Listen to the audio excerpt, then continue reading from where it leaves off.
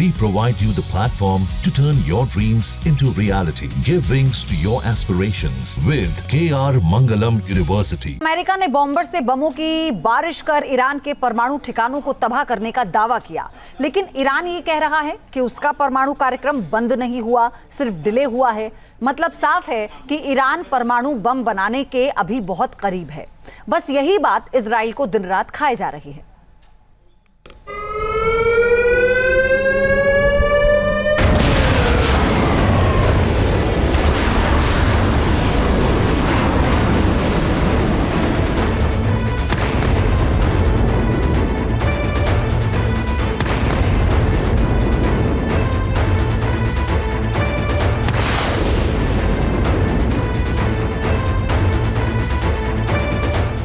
एक बार फिर धमाकों से दहल सकता है तेहरान।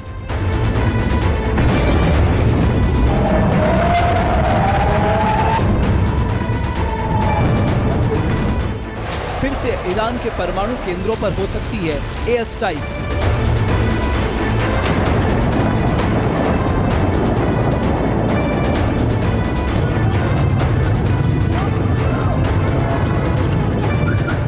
IRGC के टॉप कमांडर फिर से इजरायली सेना का निशाना बन सकते हैं। खामनेई से लेकर ईरान के टॉप साइंटिस्ट को फिर से बंकर्स में छिपना पड़ सकता है।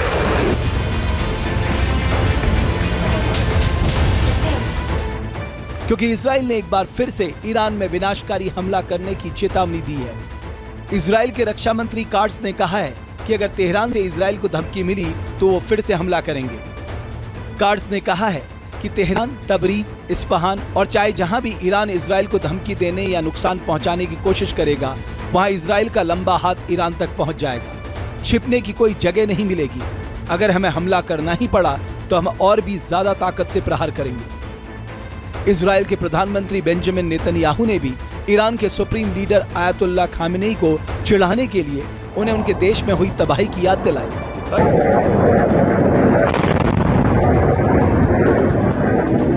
इस बीच तेहरान के पश्चिम में चिटगर झील के पास एक बहुमंजिला इमारत में धमाका सुनाई दिया। जिस इमारत में धमाका हुआ वो ईरानी सशस्त्र बलों से जुड़ा हुआ था। अधिकारियों ने कहा कि गैस रिसाव की वजह से विस्फोट हुआ। हालांकि चश्मदीदों ने इससे इनकार किया है। उनका कहना है कि जिस तरह से 3 मंजिलें तबाह हो गई, उससे नहीं लगता कि यह गैस रिसाव से हुआ धमाका था। सोशल मीडिया पर इसे इजराइल के हमले से जोड़कर देखा जा रहा है। दरअसल इजराइल को लगता है कि ईरान एक बार फिर से परमाणु कार्यक्रम शुरू करने की योजना पर काम कर रहा है, इसलिए वो बार बार ईरान को चेतावनी दे रहा है।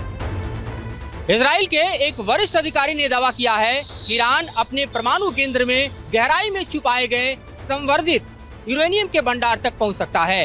दावा ये भी किया गया है कि ईरान का अधिकांश संवर्धित यूरेनियम का भंडार अभी भी सुरक्षित है। इजराइल का मानना है कि अमेरिकी बमबारी के बाद भी ईरान का इस्फहान परमाणु केंद्र गहराई में सुरक्षित है। सैटेलाइट इमेज से ये भी पता चल चुका है कि ईरान ने इस्फहान केंद्र पर निर्माण कार्य शुरू कर दिया है।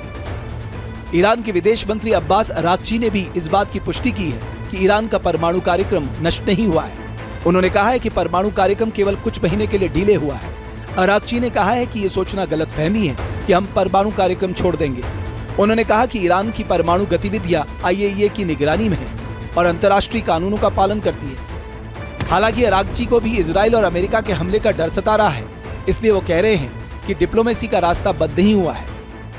अमेरिका से बातचीत को लेकर ईरान ने एक बड़ी शर्त रख दी है।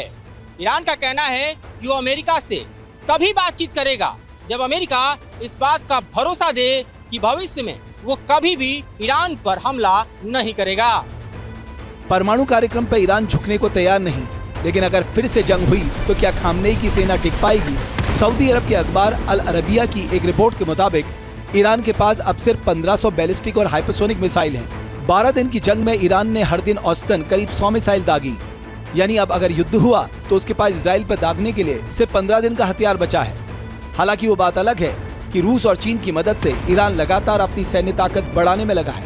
ईरान भले ही अमेरिका और इजराइल को आंख दिखा रहा हो, लेकिन ये तो तय है कि अगर फिर से इजराइल और ईरान के बीच युद्ध हुआ तो इस बार भयंकर तबाही मचेगी। शायद ईरान में ऐसा प्रहार हो जिससे वो सालों तक न संभल पाए।